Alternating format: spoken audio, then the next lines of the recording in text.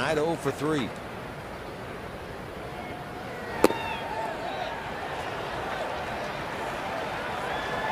Now Phillips has been thrown out of the game. He said something to Andy Fletcher, and he is immediately tossed out of the game. They wanted an appeal to first, did the Astros, and Andy Fletcher said, I don't need to appeal. You went around. And whatever Brandon said, it was a quick ejection by the home plate umpire. Phillips asked for an appeal. Andy Fletcher had already rung him up. Then he was tossed from the ball game. The last at bat, almost the exact type of situation happened, and now Brandon is hot because what Andy Fletcher did there was react to Brandon Phillips' hand motion versus what he said with his mouth, and Phillips didn't say anything, and now is going to be a problem. We need to get Brandon on into the dugout because he's hotter than a match.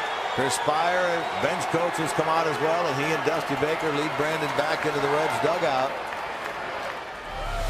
Take a look at it here. Brandon tries to check his swing, and you can see him point to Brandon. Once you point, he's already going to ring you up. Brandon's asking for the check. Home umpire is saying, no, I'm not going to check. Well, at that point, the at bat is over with.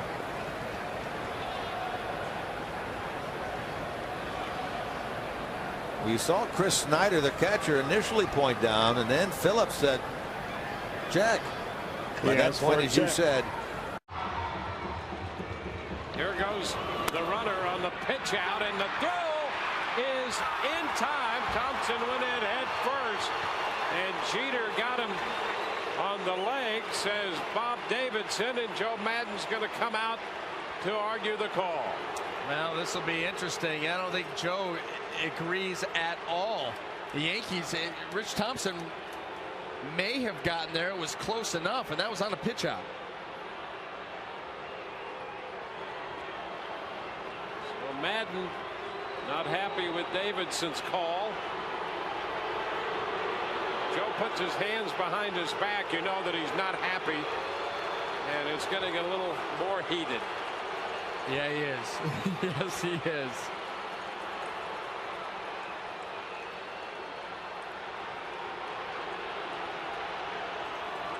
The Rays got that leadoff base hit from Keppinger, and Thompson pinch running. It's called out on the caught stealing.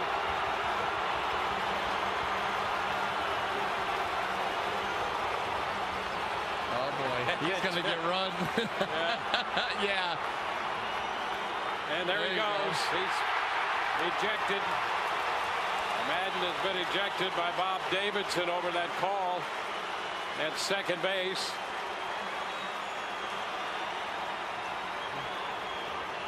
Well, Joe, in a very colorful way, just explained to Mr. Davidson that he blew the call. Well, let's take another look at it here. Joe gets a big hand as he walks off the field.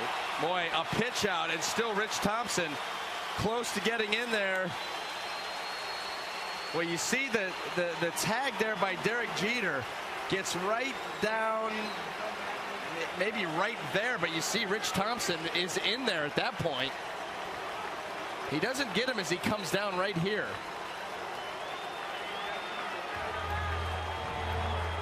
Boy, that's close. That is really close. Very close out there at second base. The left gluteus maximus. Yep. So on the pitch out, Thompson caught stealing. Joe Maddon ejected. I think that Dickerson tries to call timeout verbally. He's not given the time. And that high pitch is called a strike.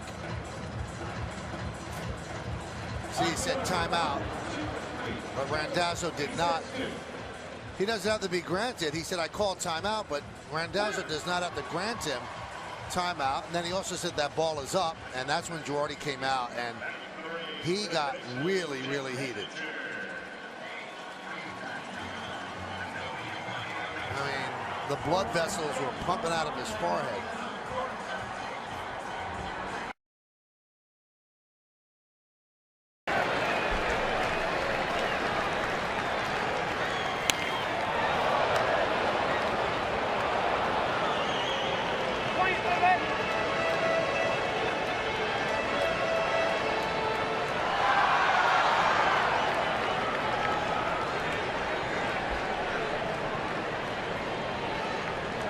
Chief Clevenger has some equipment issues. Maybe broke a lace on the webbing of that catcher's mitt.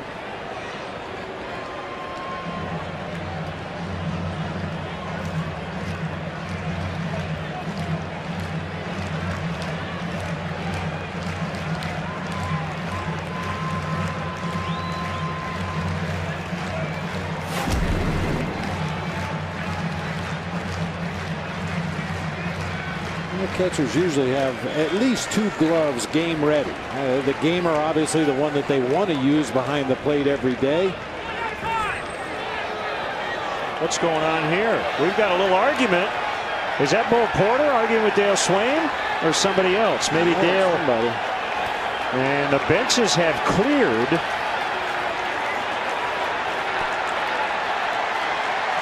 And the bullpen's now clearing. Bo Porter getting in the grill of Dale Swayman. I don't know if he was arguing with him or somebody else in the Cubs dugout, and Dale simply intervened. Well, it appeared like Dale was trying to play peacemaker there. Not sure what instigated this whole mess.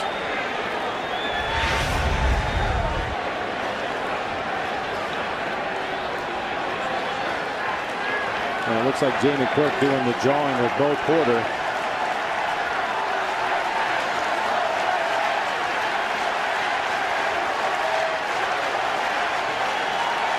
Probably not a wise move to walk by yourself into the other team's dugout barking at somebody. See, this is tricky because we try to be fair here and try not to just play blind homer. I don't have a problem with managers and coaches arguing. It's going to happen, right? It's the nature of the beast. But when you walk over to the dugout, you are kind of inviting the benches to clear. Yes, you are. I think that's what the umpires are talking about. Yeah, I got to side with Jamie on this one. He didn't walk out of the dugout. He just had a discussion, a heated one with Bo Porter, who walked over and tried to get right in his face. I don't think there's any need for that. It looks like they're going to eject Jamie Quirk from the game, which... Well, Bo's got to go too. Yeah, absolutely. He's gotta go. Bo Porter has to go. If they're going to eject Jamie Quirk for barking at the third base coach has to go for, in effect, charging the third base dugout.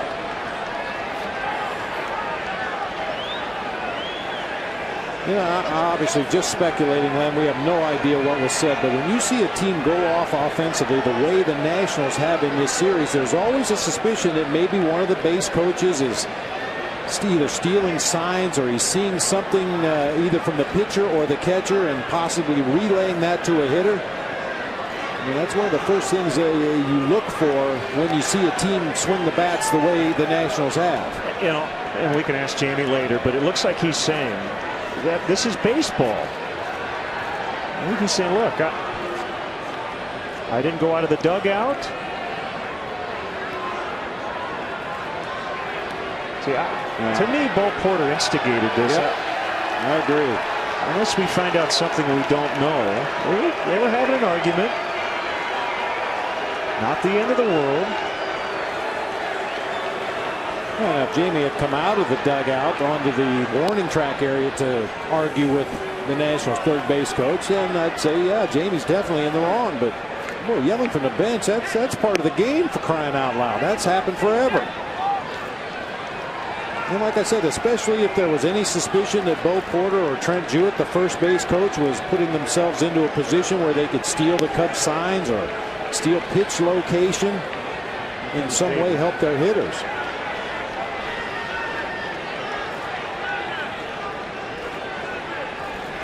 I think Jerry Lane's saying you can't leave the coach's box, but the thing is, he did. He did.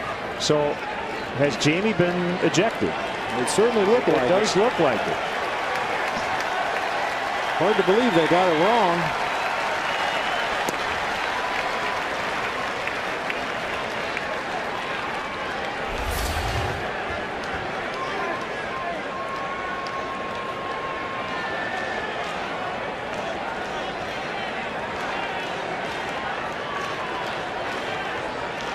I see Chris Bosio saying, let's go back out to your position.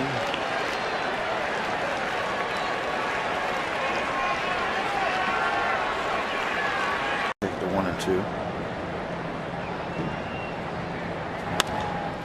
And the runner going to try to advance, so Harrison will throw there, and a safe call at third. Oh, come on. Wow. Gary Darling calls the runner safe. Apparently, from his view, Alvarez didn't apply the tag. And it's going to take a while, too, because that is right in front of the Pirate bench.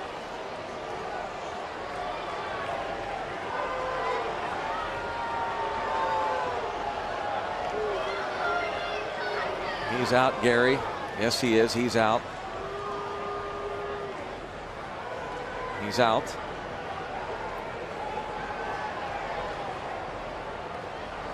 Emphatically. Hurdle keeps repeating to Gary Darling. He's out. But instead, it's first and third, and nobody out.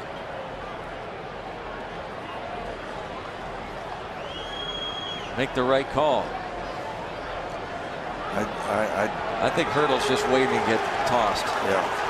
Well, he was shot out of the dugout. He said the other night to a group of season ticket holders, he said, you know, believe it or not, you can get tossed without cursing. He said, I've done it. Yeah, well, you can show up an umpire. Sometimes you need a timeout, he said. Timeout chair. Look, Darling is really letting him go for a while. He's probably about to say, we've got a few seconds. There, he's gone. Yeah, I saw that happening when Clint came out of the dugout. Hurdle wanted to get tossed. He wasn't going to go back without first being ejected.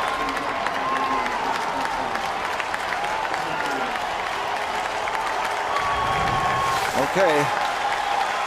The evidence. The chopper to short. Harrison's throw to Alvarez.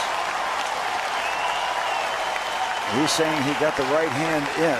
That's going to be the premise for Gary Darling. The throw on the outfield side. Darling might be right. Here it comes. Very close. It is close. It is so close. Dugout has just been ejected. And I think it's Gio Gonzalez. Well, he's probably watching the same thing we're watching on a TV in the clubhouse.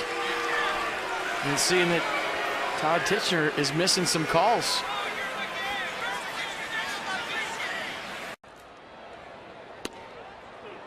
Another strike on the outer edge. And it appears Timmons is hearing it now from both Cabrera and the Tigers bench. And Tim Timmons pointing to Miguel Cabrera. Now Fielder's going to come over. And here comes the skipper. They don't want Miggy thrown out of this game. Well, it's 5-1 in favor of the Angels. More bad news to report, though. Miguel Cabrera has been thrown out of the game, and so has Gene Lamont. He's been tossed out of the game by Tim Timmons. It's going to be one of those kind of nights. I'm afraid so. Cabrera was thrown out as he was going to his defensive position with his glove, and then Leland came out, started jawboning with Timmons, and now Gene Lamont has this incredulous look on his face. I can't imagine what he said to get tossed, but Gene's not very animated. Here's Cabrera pleading his case. This, though, is following the ejection. He's already been tossed out of the game at this point. And he calmly just wants to have a chat with Timmons.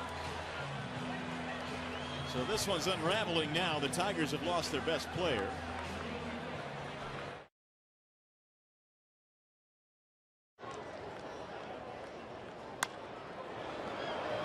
Slowly hit the second on the tag. Double play.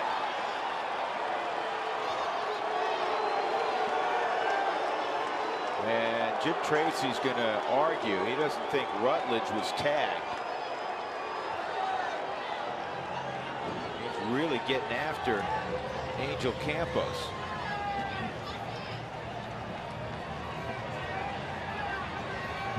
And Tracy just got thrown out.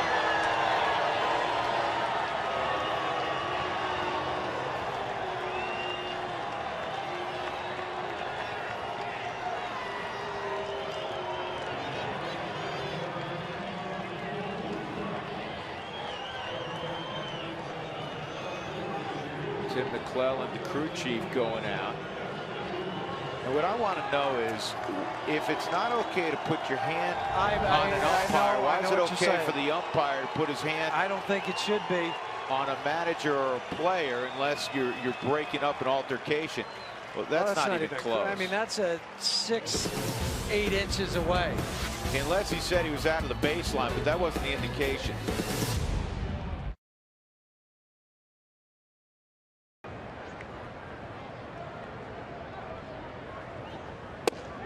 Struck him out. Ruggiano doesn't like it. Snaps the bat down. Again is pointing to the plate. Clint Fagan is a young umpire, and he rings up Ruggiano. Let's have a look. We'll see if Ruggiano had a little bit of a beef. It looks like it, but the problem is one of those was called a strike, and a little inconsistency from the young umpire. Now, did he throw Ruggiano out? I'm not sure, but Ozzie Guillen has come out to talk to him. Second base umpire Mike Winters has come in to try to be a peacemaker. I think Fagan threw Ruggiano out after he got back to the dugout. It's either Ruggiano or Eduardo Perez, because Perez is down in the dugout with his arms outstretched. Somebody got tossed. There's Eduardo. You saw on the Fox tracks, the one he rung him up on was the furthest inside of all 3 balls that missed. And as a hitter, you're saying, you know what, there's shadows out there. You get Cliff Lee, who knows how to hit that spot all day. It's going to be a tough day if he keeps getting that call.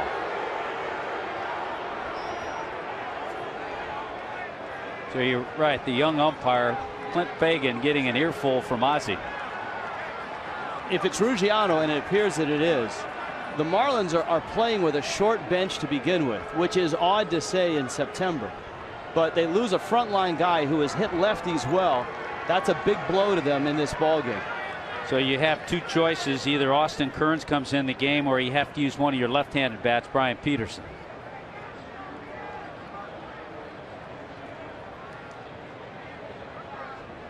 So Ruggiano has been ejected.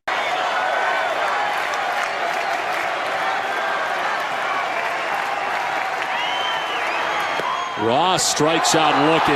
He is furious. And is going to get tossed from this game and then really get into the face of Alfonso Marquez. 5-3 Yankees.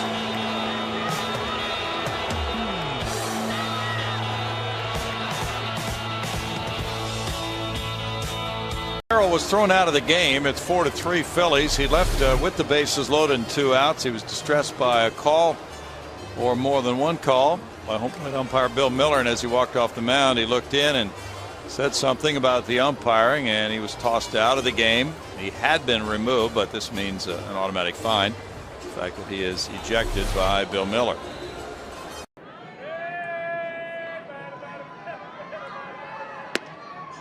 Got the call. Boy, Billy thought that pitch was up. And he's nodding his head. Mike Estabrook is shaking his head. Okay, at 83, it looked like that was his changeup. Boy, 83, and Billy Butler just got thrown out right in the middle of his at bat.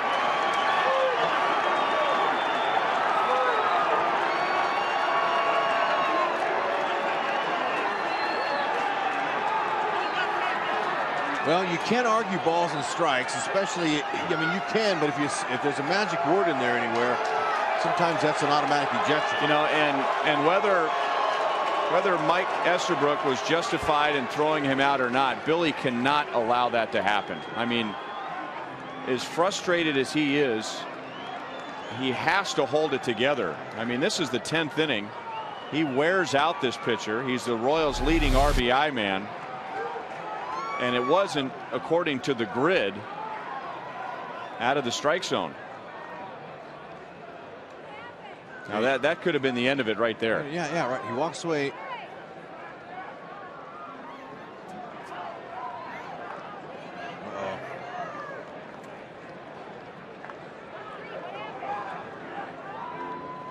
Ned didn't get there quite in time. He tried to get between them before it happened to this, but that's unfortunate. Now, Mike Estabrook.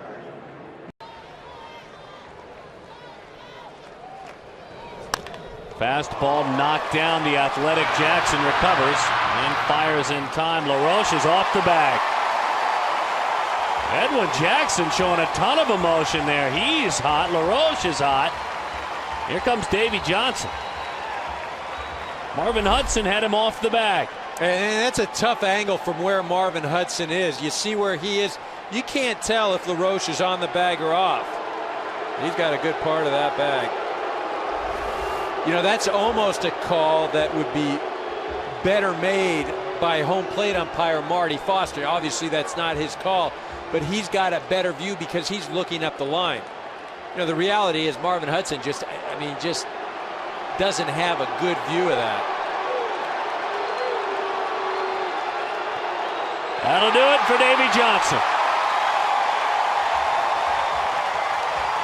And he went out there like he was a man on a mission.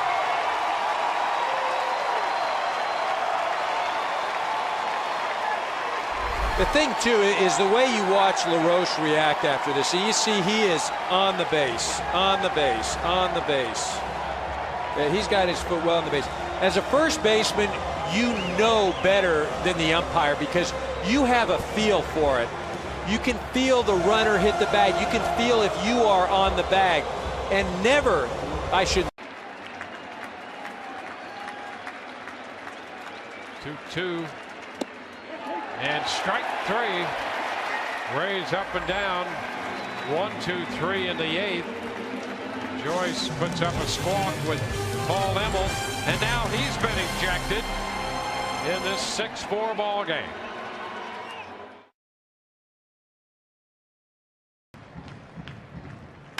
Bouncing ball to short. Peralta fires to second. There's one, and no, he's safe at first base. Here comes Jim Leland. He can't believe that call. I don't know if Jim's more upset at the call or he's more upset at the middle infielders for not turning that ball over. That's a double play ball. Oh, isn't it though? That is routine. That's got to be turned over. First base umpire Brian Knight stating his case, and it's getting a little bit heated.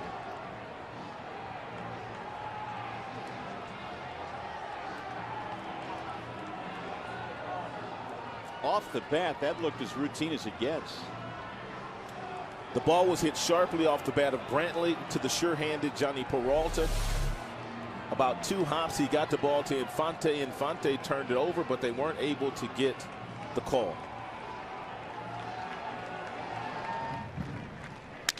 Broken bat, ground ball right back to the mound. Porcello fires one to second. Relay to first, not in time. It was scooped by Prez, and here comes Leland again. Well, Skipper's going to take an early shower today. Well, he's definitely going to get thrown out here. And now, easy, Miguel. Cabrera's getting hot and heated as well. Somebody get him. We don't need him suspended. Porcello, after that last call was made, couldn't believe it. Now Leland's been ejected. Well, we knew he was going to get a shower here early today. Chisenhall will get an RBI. Brantley will score. The Indians have taken the lead 4-3, and now the skipper going to get his money's worth with Brian Knight, who let him slide about a minute ago, but not this time. Real nice play by Porcello. He grabs it on the run. He fires sidearm. Real nice feed to Peralta. They think they've turned it over, and did they? Oh, boys, it close. But Miguel Cabrera and Jesse Chavez hits Prince Fielder. Those are old teammates right there. Oh, you got to be kidding. They ejected him. I think they just ejected him. That's embarrassing. I hope it's just warning, but it looked like he ejected him. I think they threw him out, right? And that is absolutely ridiculous. I'm sorry. They ejected him, which he umpired his discretion. If he feels that he's throwing at a hitter, he can eject him without a warning. And he just did that, and that is the most ridiculous thing I've ever seen. Well, and then As Prince Fielder ran off the field, Jesse Chavez and him just kind of waved at each other like, hey, it was an accident. And watch this right here. He's going to tap his catcher. Look at this. Hey, old teammates, yeah. I know you're not throwing at me. And this umpire makes the decision to throw him out. Oh, that's embarrassing. Sorry.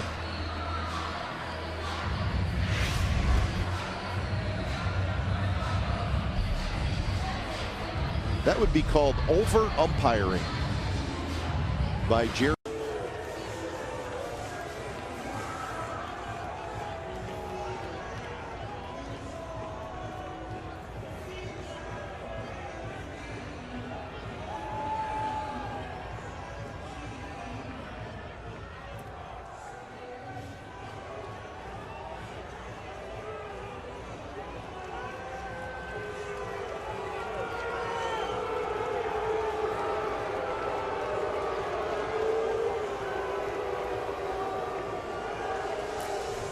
Well, while we were away, Michael Sunders ejected from the ball game.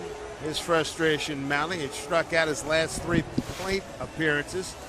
Wally Bell interceding, crew chief.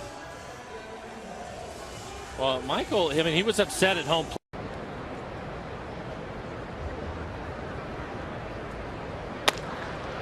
Grounds it to the right side. A little bobble, backhand, still time, and safe at first. A wild-looking play. Wallace, a little bobble, hesitation, turned, and then threw, and the pitcher, Keuchel, just arriving at the time McHenry was reaching the bag, and out comes the interim skipper, Tony DeFrancesco. Yeah, it'll be interesting to see what happens with this replay here. Is now they're going to have a discussion, and boy, if this somehow were to get overturned. Well, keep your eye on Hurdle. He's ready to blow his top again, I think. I cannot believe they would overturn something. You rarely see this. Nope. Rarely do you see umpires. Yeah. Wow, they reversed the call. You're kidding. Oh, man. When was the last time you saw umpires confer on a call at first base like that? That is amazing. In stereo. Reversing the call.